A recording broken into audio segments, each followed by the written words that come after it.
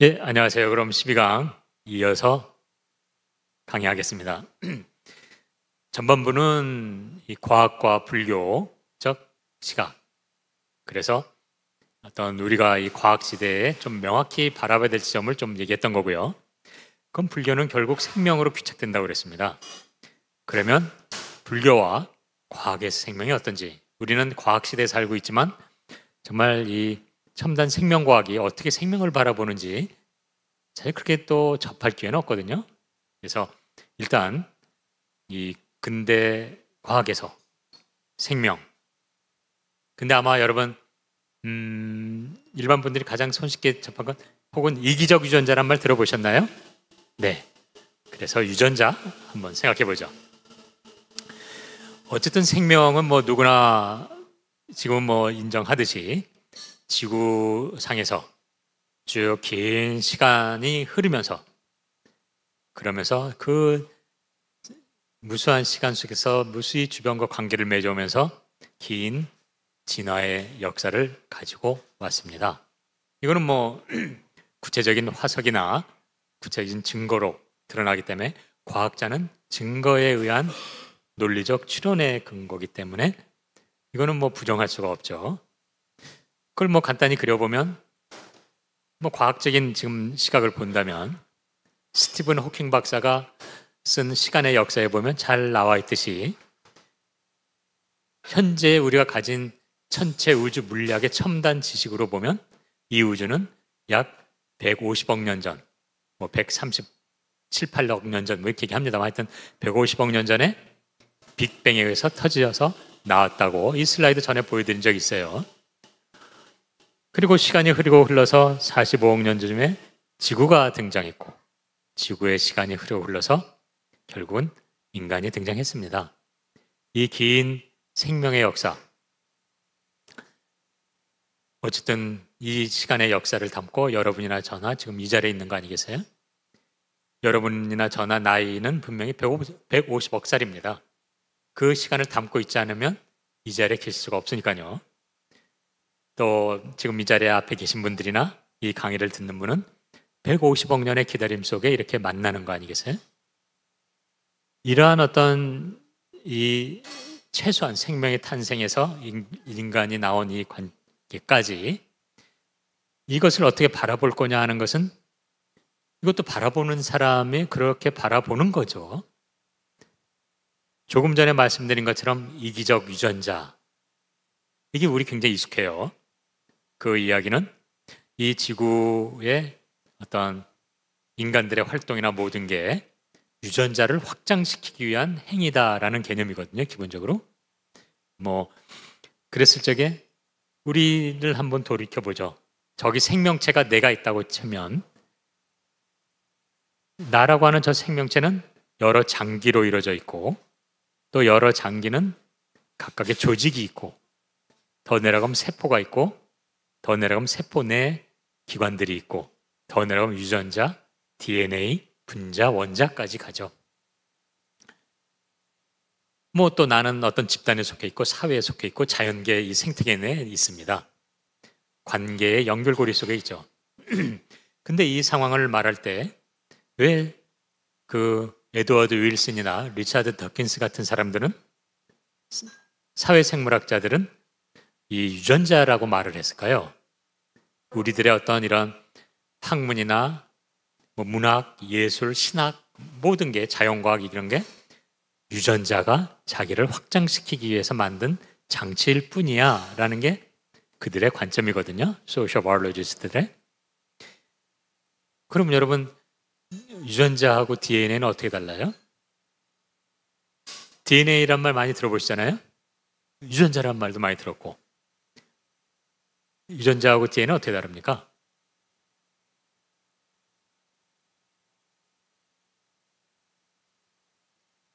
네.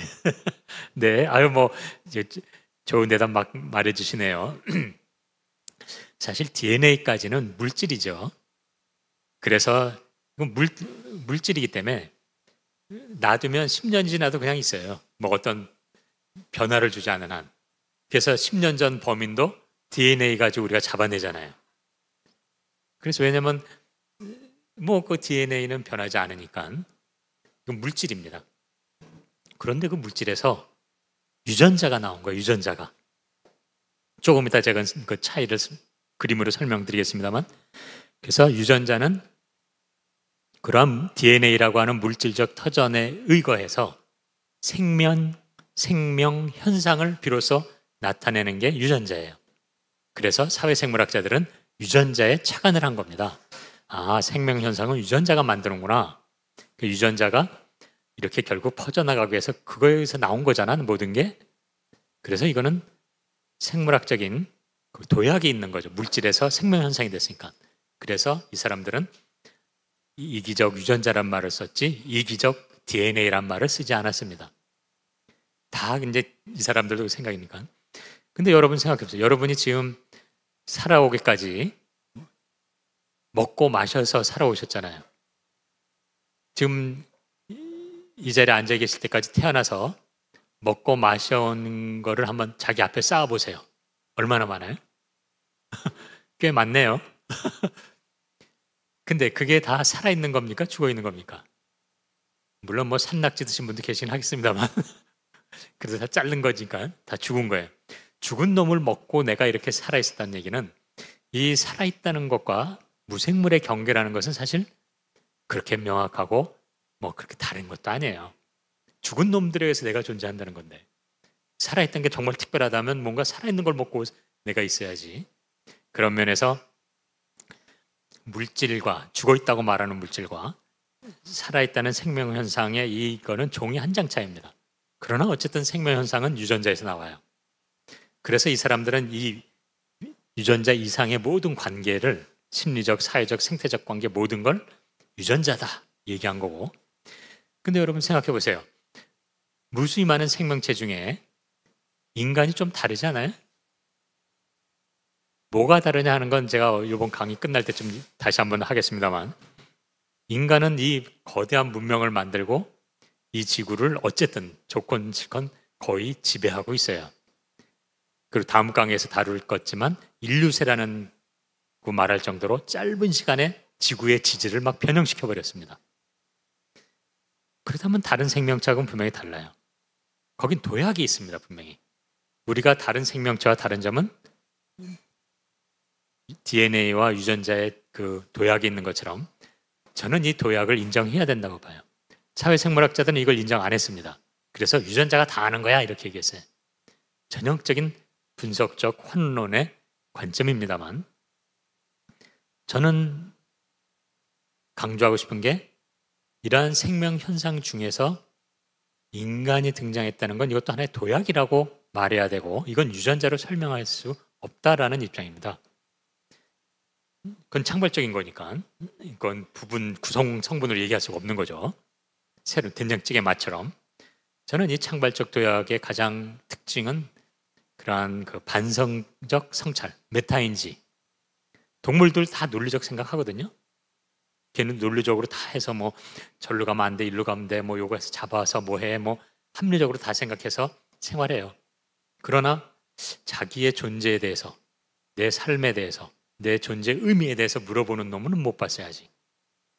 그래서 그런 걸 할 수 있는 능력, 그것 때문에 그 지점에서 종교가 등장하고 수많은 종교에서도 인간이 특별하다고 계속 얘기하는 지점이 사실은 그 지점에 있죠. 어쨌든 그런 점에서 이 지금까지 우리가 이기적 유전자로 익숙한 것처럼 근대 과학은 생명을 기본적으로 두 개의 축으로 바라봅니다. 다윈의 진화론과 진화를 부정하지 않아요. 그리고 1950년대에 나온 분자생물학으로, 즉 유전자에 대한 관점으로 이해하죠. 이 에드워드 윌슨은 전형 그것의 근간에서 사회생물학을 이제 던지게 되죠. 유전공학의 어떤 특징은 결국 생명 현상은 그래 DNA가 만들어내. 그래서 이중 나선 구조, DNA의 이중 나선 구조를 받은 그 왓슨과 클릭은 53년도에 논문 한 2장짜리예요. 이걸로 노벨상을 받게 됩니다. 그리고 완전히 새로운 이 분자생물학의 세계를 열어버리죠. 그래서 50년대 DNA가 나왔다면 60년대에 유전자의 세계가 열립니다.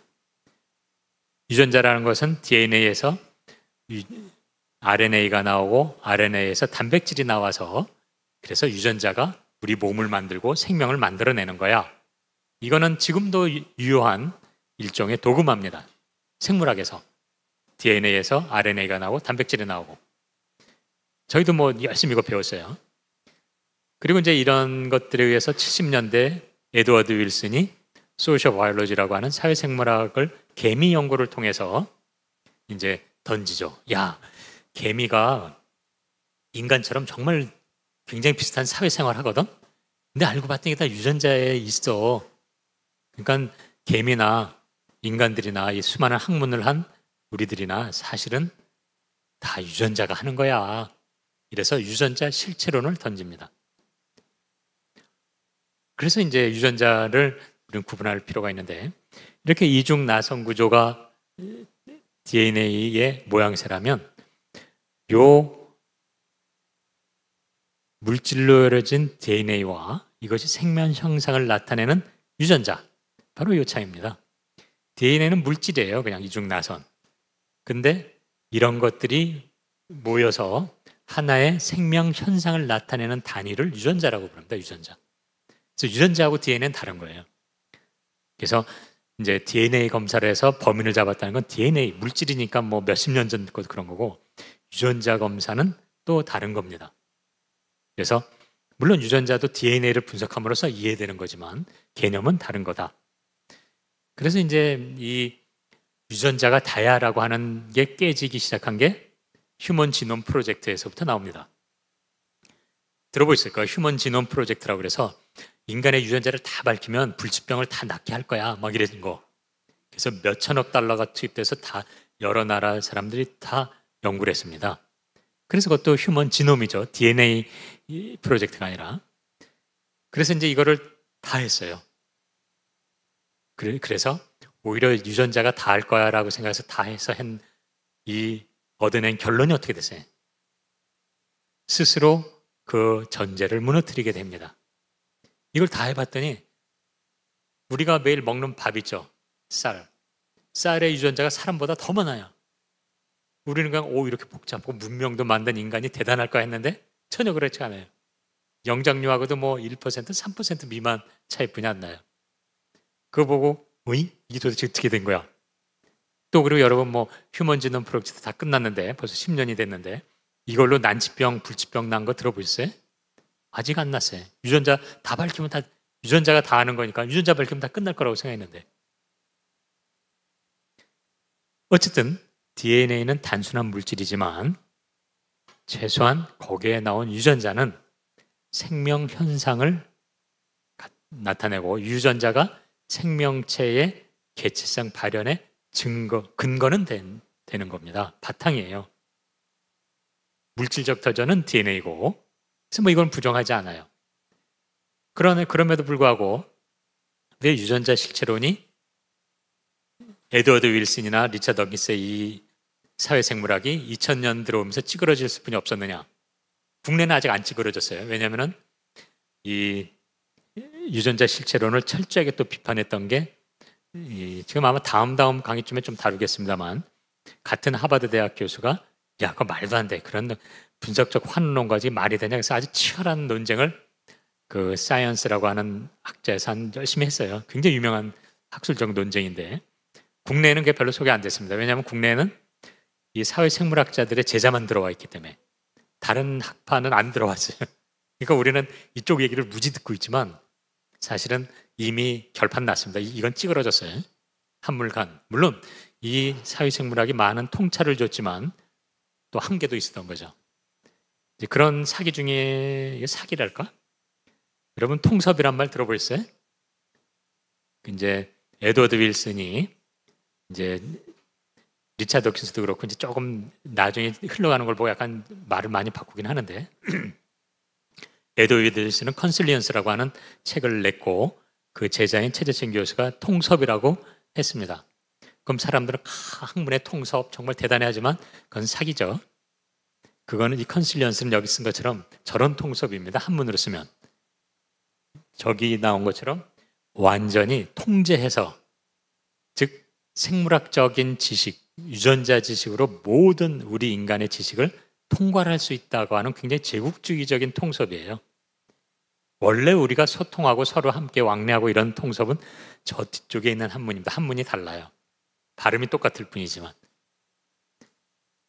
그러니까 원래 사회생물학자들은 그 종교도 믿지 않고 일반적으로는 무신론자고 저런 통섭의 개념인데 저거를 국내에 들어와서 슬쩍 서로 소통하고 함께 가는 통섭으로 변장시켰죠.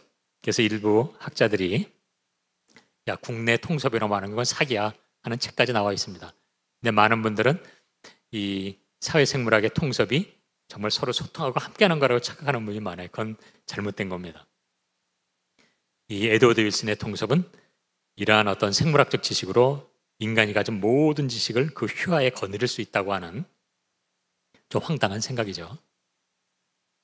그래서 이제 이 유전자 실체론에 의해서 이 최소한 2000년대까지만 해도 첨단 생물학 시절에서 먹혔던 이 사회생물학은 리차드 더킨스는 그래서 이 생명 현상 진화를 유전자의 관점에서 Gene Center View of Evolution, 그래서 유전자의 관점에서 진화도 보고 그러면서 무신론 본인 개인 돈을 막 내가지고 재단을 만들어서 무신론 운동을 펴고 있어요. 이 사람들의 관점은 야, 종교가 인간에게 뭐 좋았다고? 역사를 봐라. 종교 집단처럼 인류에게 해악을 끼치는 집단이 어딨나? 그것도 맞는 얘기예요. 아까 파이어벤트도 그 얘기를 했습니다만. 그래서 이 사람은 이 무신론자 운동을 본인 사재를 털어서 저런 버스까지 운행하면서 이 무신론 운동을 펼고 있죠. 저는 뭐 그게 나쁜 것 같지는 않아요. 그러나 최소한 이 사회생물학과 유전자 실체론이 2000년대로 21세기 들어 찌그러진 이유는 이제 점차 우리들의 이 생물학적인 그 연구가 깊어지면서 드러납니다. 어쨌든 현대 진화론은 제가 이제 다음 생명 존중 때 좀 더 하겠습니다만 간단히 말하면 이보 디보라고 부릅니다. 요즘 Evolution, Development, 진화와 발생이라고 하는. 그래서 이제 이런 현재 진화론이 이건데요. 제가 요거는 그래서 뭐 책 많이 줄였습니다. 이건 다음 시간에 강의할 거고 그냥 현대 진화론은 이제 계통 발생과 이런 개체 발생이 합쳐져서 이루어지는구나라는 개념이고요. 그래서 그런 관점을 보면 최소한 분자생물학이 우리에게 말했던 아까 말한 것처럼 DNA, RNA, 프로테인에서 생명체가 나와 DNA가 만든 유전자가 최고야. 이렇게 하는 시각이 부정되기 시작합니다. 결국 유전자라고 하는 것이 결국 생명 현상을 나타내는 거라고 그랬잖아요. 그럼 유전자의 발현이 곧 생명 현상을 구성할 텐데 그 유전자의 발현은 DNA가 다 하는 게 아니더라라는 얘기입니다. 그걸 말하는 게 후성 유전학이 21세기 들어와서 막 발전하기 시작했어요. 그리고 저희 뭐 전문적으로 설명 안 하겠습니다만 이 유전자의 발현을 조절하는 건 환경이야. 그게 유전자가 다 하는 게 아니었어. 얘는 그 터전이지 조절받는 거야 오히려. 이게 아주 쉽게 말하면 좀 극단적인 표현입니다만 그게 에피제네틱스죠. 에피라는 건 밖에서부터 알고 봤더니 유전자가 다양한 유전자의 그 염색체 구조를 가질 때 그게 계속 변화가 되는 거예요. 근데 그 변화는 환경에 의해서 변화돼요, 유전자가. 그리고 그걸 담당하는 게 마이크로 RNA예요. RNA는 지금까지 기존의 유전자 그 분자생물학에서는 이거는 DNA 유전자에서 단백질을 만들기 위한 중간 산물이야 이렇게만 생각했거든요. DNA에서 단백질을 만들기 위해서 그걸 정보를 전달하는 거라고 생각했더니 그게 아니라 마이크로 짤막짤막한 RNA 절편들이 오히려 유전자를 막 조종하는 거예요. 그래서 이게 이제 나타난 게 바로 이겁니다. 그 이보디보의 관점에서 봤을 때 저 그림 보면 인간이 어쨌든 제일 복잡하다도 맨 위에 올라가 있잖아요. 점점 내려올 때 우리가 볼 때 좀 그 뭐 하등이라고 말하는 아주 간단한 생명체를 쭉 나열해 보면 유전자 DNA가 다다라고 생각했던 사람들은 인간의 유전자가 제일 많을 거라고 생각했는데 전혀 깨져버린 거고, 오히려 마이크로 RNA가 얼마만큼 복잡하느냐가 그대로 이거에 맞아 떨어진 겁니다. 결국 이렇게 인간이 인간답게 뭐 지구를 정복하고 뭐 어쩌고저쩌고 막 이렇게 한 것에 이렇게 다양한 형질이 나온 건 유전자가 아니었고, 그걸 조절하는 그 발현을 나타내는 마이크로 RNA들이 너무나 풍성했던 거예요. 그리고 너무 다양하게 유전자를 오케스트라 지휘하듯이 발현시켰던 겁니다. 그래서 이러한, 여기 저기 써 있습니다만, 이러한 마이크로 RNA와 우리의 표현형의 복잡성이 그대로 비례했던 거죠. 그렇다면 유전자가 다라는 생각은 깨질 수뿐이 없는 겁니다. 심지어 이런 아프리카에는 워낙 열대 우림이다 보니까 호수가 굉장히 이렇게 서로 분리돼 있어요. 막 통하고 막 이런 게 아니라 호수. 그래서 각 호수마다 물고기들이 얼마나 다양해요. 근데 유전자를 보면은 공통 유전자에서 그 환경에 따라 변형된 것 때문에 저렇게 막 된 거예요. 심지어 뭐 그런 예는 많습니다. 여러분 책 찾아보면 뭐 같은 뭐가 좋을까요? 새도 바닷가에 사는 새와 이 유전자가 똑같은데 산에서 사는 새가 주둥이 모양이 달라요. 왜냐하면 이 바닷가에 있는 놈들은 바위 틈새 있는 걸 빼먹기 위해서 뾰족하게 되고, 여기는 뭐 넓적하고 막 이런 식으로. 유전자가 그렇게 큰 차이는 없는데 보면 유전자의 미세한 변화가 환경에 의해서 새겨진 겁니다. 그래서 이제 이건 뭐 교육학에서도 늘 얘기하는 게, 애들의 뭐 교육에서 본성이냐 뭐 교육이냐 막 매일 치고받고 싸우는데 사실 다 작용하는 거죠. 유전자가 터전이니까. 근데 이거 실험을 해봤어요. 이거는 이제 PNAS라고 미국 학술원 회지에 실렸던 건데 좀 벌써 뭐 몇 년 됐어요. 이건 특정 실험 조건입니다. 그래서 수치가 중요한 건 아니에요. 2대8이나 이런 건. 그 특정 실험 조건에서 이 환경에 미치는 이건 실험 이제 벌레가 져 있는데, 환경이 이제 그 환경 때문에 유전자의 변형이 생기잖아요. 미세하게. 그게 어디까지 가나 봤더니 그 손자까지 가더라는 겁니다. 그 변화된 게, 유전자에 새겨진 게. 이 얘기를 뒤집어 말하면 우리들이 지금 내가 생각하고 뭐하고 뭐 이런데 선호하고 뭐 하는 나의 스타일은 뭐 요즘 수준의 과학 수준에서 봤더니 내 할아버지 할머니의 습관이 나한테 지금 담겨져 있는 거예요. 물론 아버지의 습관도 담겨져 있는 거고요. 거꾸로 말하면 내가 지금 어떻게 사느냐에 따라 내 삶의 자세가 내 자식, 내 손자들까지 가는 겁니다.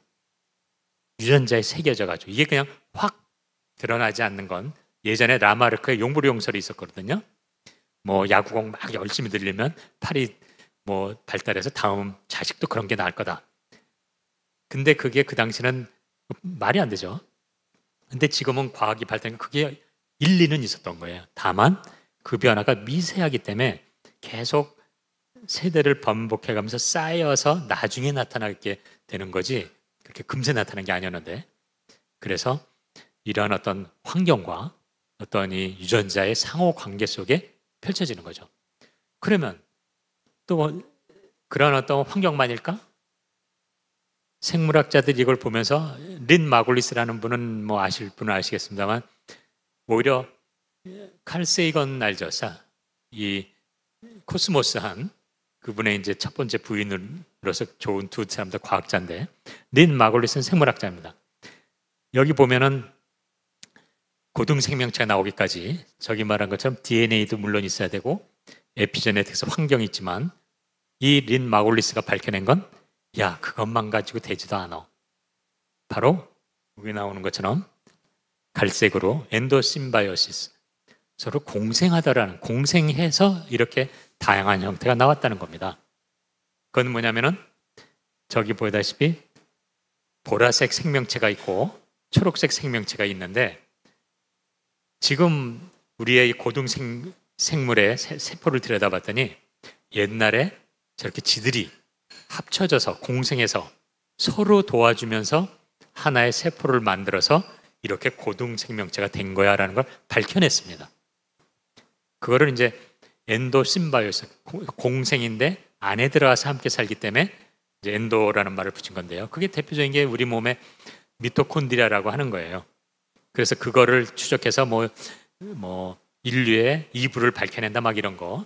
그거는 이제 어머니로부터 계속 유전되는데 뭐 그런 개념. 그건 뭐 또 나중에 기회 되면 하기로 하고 결국 이러한 멋진 생태가 펼쳐지는 거에는 유전자가 다 하는 게 아니라 환경과의 관계 또 너와 나의 관계 속에서 펼쳐졌다는 게 첨단 생명과학의 시사점인 거죠. 결국 현대 진화론에서 밝혀진 건 분명히 생명의 물질적인 터전, 물질은 DNA야, 맞아. 그리고 그 표현은 유전자가 해. 그러나 이 생태계의 이 다양함은 환경과 또 서로 함께 더불어 사는 공생에 의해서 창발적인 전혀 예상할 수 없는 이렇게 놀라운 세상이 나온 거야라는 걸 이 첨단 생명과학은 말해주고 있는 겁니다. 단순한 유전자가 뭐 어쩌고 저쩌고 뭐 유전자에 관한 걸로 모든 지식을 다 뭐 정리할 수 있어. 이런 코끼리 생각은 가라. 이렇게 된 거죠. 결국 그걸 뭐 다시 말하면 인간이 이렇게 모든 생명체의 가장 진화된 형태가 아니라 모든 생명체는 저렇게 나무가지처럼 각자 자기의 진화의 길을 갔던 거고 각자 진화의 끝점에 있는 곳, 즉 진화의 가장 진화된 형태로 있는 거예요. 인간만이 가장 진화된 게 아니라. 그리고 그것은 각자의 길을 열심히 간 그들이 주변과 환경과 관계 맺고 공생하며 만든 그물론의 관계라는 걸 다시 한번 말해주는 거죠. 불교는 철저하게 그물론 관계라고 그랬죠. 그래서 이 단순한 일직선상으로 쭉 진화해서 인간이 최고로 똑똑한 놈이 된 게 아니라 인간은 인간 줄기로 와서 지금 끝점에 있는 거, 지금 이 시점에 뭐 다른 식물은 그 식물의 진화 관계로 와서 가장 진화된 형태로 지금 그 점에 있는 거고 이게 더불어서 이 아름다운 생태계가 우리가 서로 의존해가면서 살고 있다는 겁니다. 그게 현대과학의 이 진화론이에요. 그래서 이것도 벌써 이제 옛날 얘기가 됐어요. DNA에서 생명의 유전자가 나오고 유전자에서 인간으로 도약을 한 거고 그리고 거기서 또 인간은 나름대로 이런 창발적인 삶을 만들어내고 그리고 이제 우리는 복잡계적인 삶의 현장을 이해하기 시작했고 앞으로는 양자적 세계마저도 우리의 인식 전환이 일어나야 되죠. 이 사람의 이 진화도 벌써 이 과학이 얼마나 후지다는 거는 후진 게 아니라 일시적이라는 건 옛날엔 저건 DNA를 막 역추적해가지고 막 이렇게 결론 내린 거거든요. 아프리카 저 한 점에서 인류가 막 이렇게 시작했어. 그런데 벌써 한 작년인가 나온 얘기는 야 그거 말도 안 돼. 인류의 뭐 현생 인류와 함께 그 당시 존재했던 뭐 네안데르탈인 뭐 여러 유형의 그 인류가 있었는데요. 그게 다 이제 찌그러지고 현행 인류가 쭉 내려온 걸로 돼 있는데 그게 이제 이 그림이었습니다만 현행 인류도 저기서 한 군데서 생겨난 게 아니야. 여러 군데서 동시다발적으로 생겨난 거라는 게 지금 또 한 작년부터 이거 쭉 또 뭐 조사해서 나온 또 결론입니다. 그래서 이 그림도 벌써 낡은 그림이 되어버렸어요. 과학이란 게 그런 거예요. 그래서 그런 의미에서 과학에서의 생명은 최소한 20세기 2000년대 전까지는 근대 고전역학적인 기계론적 생명관에서부터 최소한 다윈은 관계를 보여줬거든요. 그리고 21세기 와서는 이렇게 복잡계적인 생명 형태로 이해하기 시작하게 됐습니다. 눈에 보이는 세계는 고전역학의 세계예요. 뉴턴의. 우리 삶의 세계는 복잡계적인 현상입니다. 너와 내가 만나서 뭐가 나올지 몰라요. 그리고 지금 점점 눈에 보이지 않는 세계, 감각을 넘어 양자의 세계가 나오는 거죠. 최소한 우리의 삶의 현장인 그자의 감정이 더 많은 작동을 하고 있는데 이 세계는 복잡계적인 예측 불가능성의 세계죠. 그런 의미에서 저희는 이 사회생물학자들은 DNA에서 유전자에서의 도약을 매우 중요하게 여겨서 이기적 유전자라는 얘기도 나오고 막 이렇게 됐습니다만 오히려 종교에서는 또 우리 뭐 인문학적도 마찬가지지만 거기에 그게 다야라고 생각한 게 아니라 이렇게 내가 누구, 이제 내 삶의 의미는 뭔지, 우리들의 이 지구 생태계의 책무는 무엇인지, 이런 것까지 생각할 수 있는 이러한 도약은 분명히 있었기 때문에 지금 이 인류 문명이 나온 거라서, 여기에 이 도약 2를 이제 심리적 관계에서 인정해야 되죠. 물론 이게 다냐? 그건 아닙니다. 또 있습니다만. 그래서 21세기 현대과학은 이제 선형적인 세계는 넘었어요. 그 비선형적인, 과거가 현재, 현재가 미래가 되는 이런 거지만, 아직은 주류는 유전자 관점입니다. 그러나 모든 종교는 삶의 문제를 주목하기 때문에 그러한 창발적인 도약 2의 관점입니다. 그리고 이 불교 이 강의의 후반부에 다룰 포스트 휴먼에서는 제3의 창발적 도약이 등장하죠.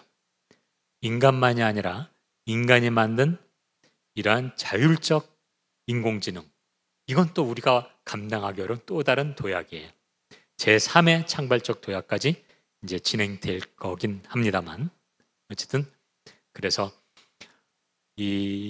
결국 이것을 돌아보면 현대 진화론은 우리에게 지나온 과거를 쭉 살펴서, 그리고 유전자를 들여다봄으로써 유전자만이 아니라 환경과 끊임없이 관계하는 상호 의존적인 영기적인 세계관이라는 것을 분명히 보여주고 있습니다. 그러나 모든 종교는 사실은 삶의 문제, 현재에 중요한 거기 때문에 그러한 영기적 세계관의 바탕을 둬서 현재의 here and now, 나의 삶을 집중하는, 내 삶의 의미와 나의 본래의 나의 모습, 내 주인된 삶을 바라보는 인간성에 주목하는 거죠. 그렇기 때문에 저는 불교야말로 어느 종교도 삶의 문제를 다루고 생명체로서의 그 생명의 가치에 대한 적극적이고 능동적인 접근이라고 저는 생각합니다. 저는 아쉽게도 우리 국내 종교가 기독교도 그렇고 불교도 그렇고 신화적인 상태에 많이 머물러 있어요. 생각해 보세요. 오히려 기독교를 생각하면 훨씬 더 쉬운데, 하나님 막 절대적이고 막 창조하고. 근데 잘 들여다보시죠.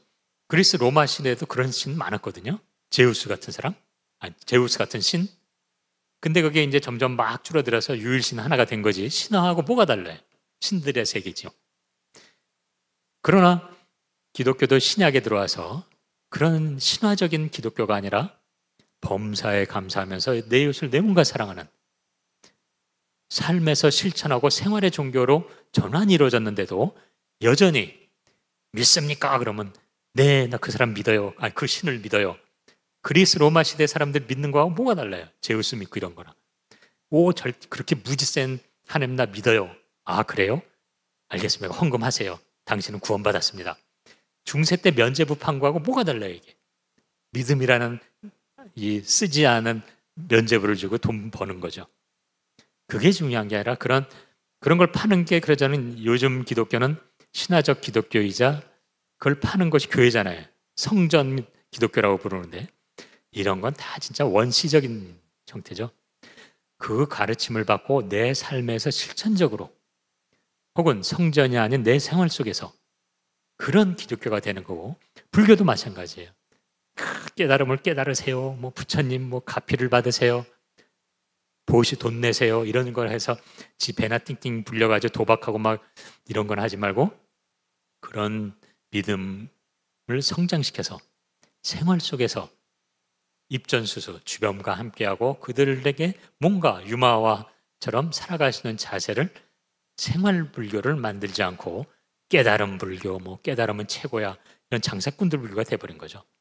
저는 이 향후 종교, 특정 종교를 떠나서 종교가 이렇게 이미 사람들은 이 과거에 그냥 모르던 시절에 나쁜 기운 이런 걸 이제 세균이 그런 거구나 다 알고, 지금 양자적 세계, 양자 컴퓨터까지 등장하는 시대고 자율적 인공지능까지 등장하는 시대에 이런 신화 가지고 더 이상 팔아먹을 건 좀 시대는 한물 같다고 생각해요.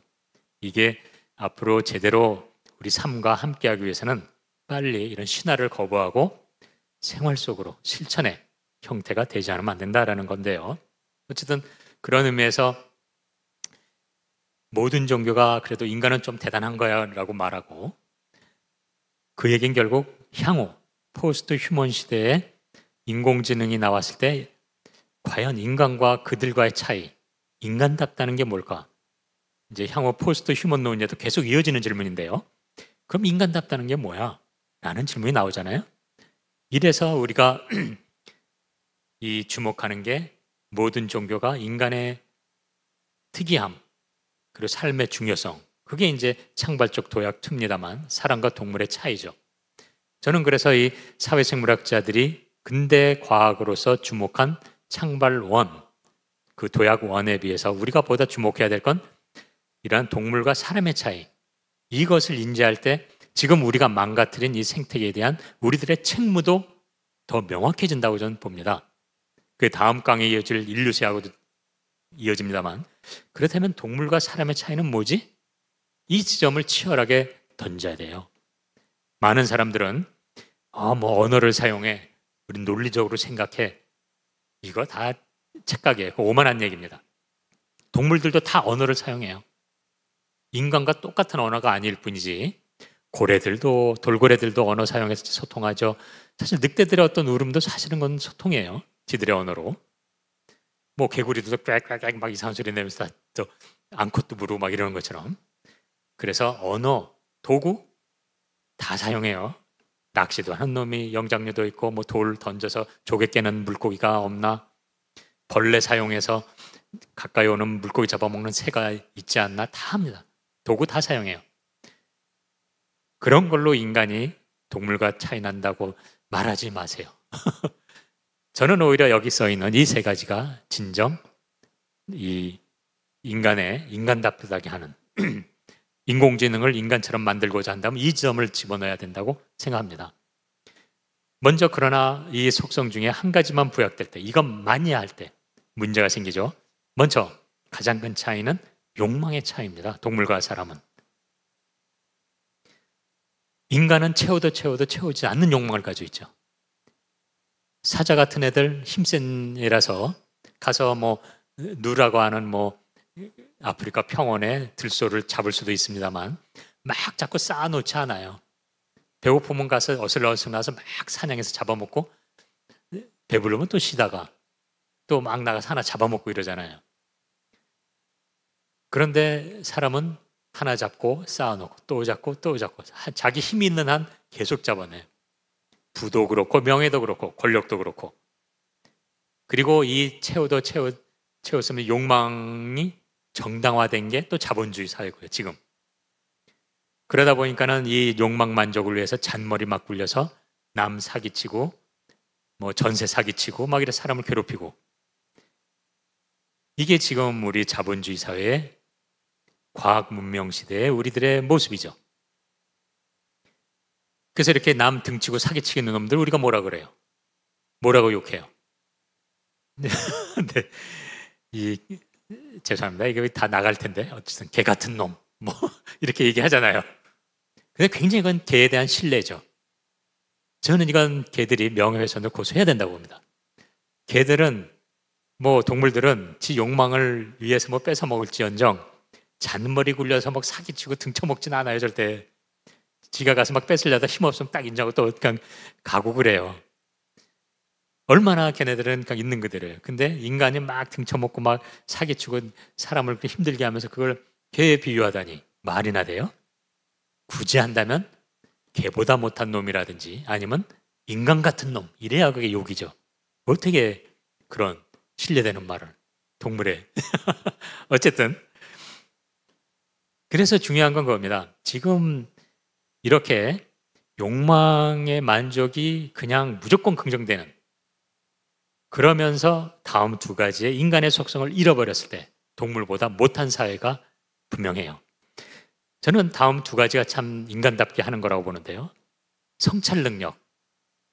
단순한 논리적인 생각이 아니라 그건 동물도 다 하니까. 생각에 대한 생각, 그게 메타인지죠. 내가 생각하지만 이 생각이 맞아? 이 생각이 옳아? 나는 왜 이 생각을 하지? 내가 저거를 갖고 싶어 해. 그래? 나는 근데 왜 저걸 갖고 싶어 하지? 내가 이렇게 저걸 해도 괜찮은 거야? 자기를 반성적으로 되돌아볼 수 있는 능력. 이거는 동물들이 가지고 있는 건 못 봤어요. 동물들도 자의식은 있습니다. 영장류들은. 어린 것들은 없지만 나이 든 영장류에 노란 테이프를 붙여주고 거울을 주면 제가 거울을 들여다본다면 딱 띄어요. 그 얘기는 나를 안다는 거고, 나를 안다는 건 이미 타자를 인지하고 관계를 이해한다는 거예요. 그런 거 영장류 다 압니다. 그렇다고 해서 얘네들이 내 삶의 의미는 뭐야? 나는 어디서 와서 어느 데로 가는 존재? 이런 거 생각하는 증거는 하나도 없습니다. 주어진 삶에 아까 말한 것처럼 충실하게 자기의 욕망에 따라 살 뿐이죠. 그러나 인간은 이 자신의 존재의 의미, 어디서 어디론가, 이게 수많은 문학과 종교와 철학을 만들어내요. 이건 인간당한 겁니다.